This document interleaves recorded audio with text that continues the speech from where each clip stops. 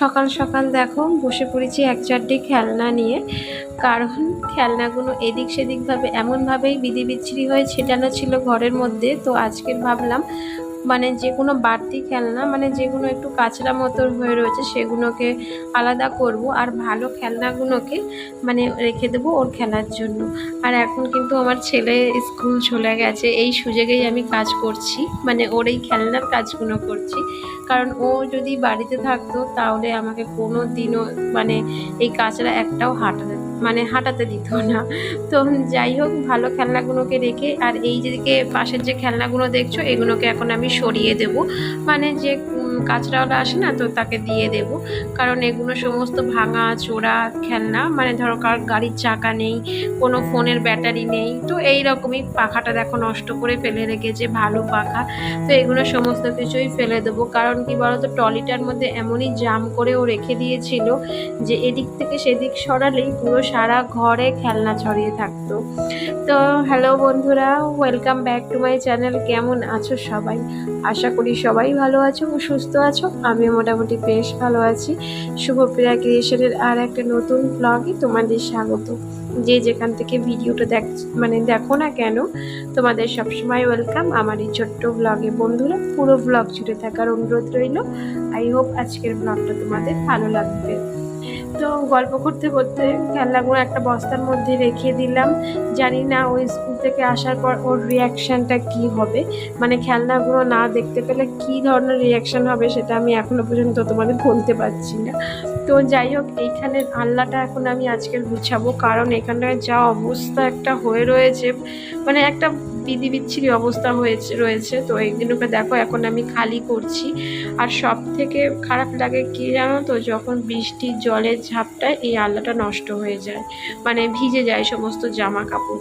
আর যদি কাঁচ লাগানো থাকতো গ্রিলগুলোতে তাহলে এতটাও ভিজতো না।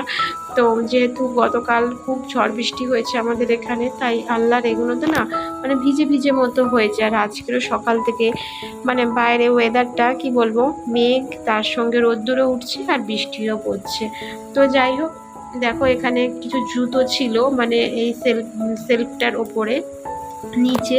তো সেগুলো এখন আমি মানে আলাদা করছি, যেগুলো ফেলার তো সেগুলো ফেলেই দেব, আর যেগুলো রাখার সেগুলো রেখে দেবো। অনেক দিন ধরেই ভাবছিলাম যে বারান্দার এখানটায় পরিষ্কার করব, কিন্তু সময় হয়ে উঠছিল না এই কাজ সে কাজ করতে করতে। কিন্তু আজকের আমি সকাল থেকে উঠেই মন স্থির করেই ফেলেছি যে যাই হয়ে যাক, রান্নাবান্না হোক আমার না হোক, কিন্তু এখানটায় আগে আমি পরিষ্কার করব। আর এই আলনাটার নিচে এত কিছু পড়ে রয়েছে বন্ধুরা যে বলার মতো নয়।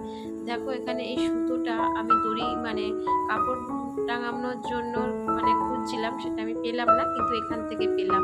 এখানে দেখো মশা মারার কতগুলো ধূপকাঠি পড়ে রয়েছে, কসব্রাইট পড়ে রয়েছে, মানে খুঁজলে অনেক কিছুই পড়ে রয়েছে, কিন্তু যখন কাজের সময় আমার দরকার থাকে তখন একটাও পাই না।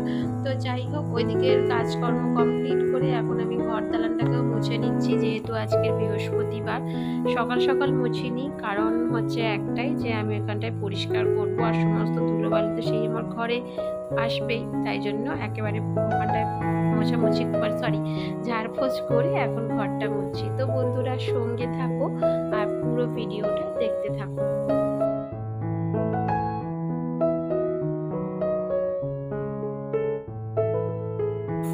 আগের দিনকারের ভিডিওতে অনেক বন্ধুরা খুব সুন্দর সুন্দর কমেন্ট করেছো।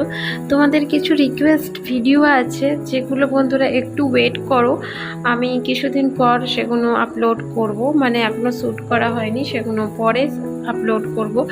কারণ ইতিমধ্যেই আমার একটা অনুষ্ঠান আছে বাড়িতে ছোট্টখাট্টো, তো সেটার জন্য আমি একটু ব্যস্ত আছি। মানে এই দেখতেই পাচ্ছ ঝাড়পোছের কাজ করেছি, কালকেরও ব্লগ আসবে সেটার।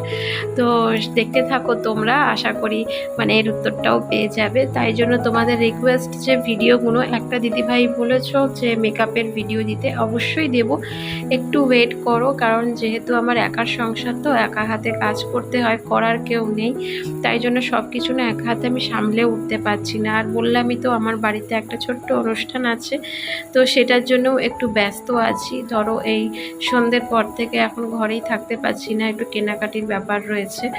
তো সেই কারণে না আমি শ্যুট করতে পারছি না ঠিকঠাক মতো, বুঝলে তো। আর এই যে দেখো, গল্প করতে না করতেই তোমাদের সাথে অঝোরে বাইরে বৃষ্টি পড়ছে, মানে একেবারে মুষলধারে বৃষ্টি চলে এসছে। কিন্তু আমার ছাদে এক চারটি জামা কাপড়, মানে কোনটা ছেড়ে যে কোনটা পরবো সেটা বুঝতে পারছি না। আর আজকে যেহেতু বৃহস্পতিবার, ঠাকুর ঘরেও অনেক কাজ, কিন্তু আজকে স্নান করতে করতে আমার মনে হয় 2টো বাজবে, কারণ এখন পুরোপুরি রান্নাটাই বাকি, যেটা মেন কাজ রান্না বান্না সেটাই বাকি। আর এই যে দেখো, এখন চলে এসেছি রান্নাঘরে, অলরেডি আলু দিয়ে মশলা কষাচ্ছি, মাছের ঝোল বানাবো।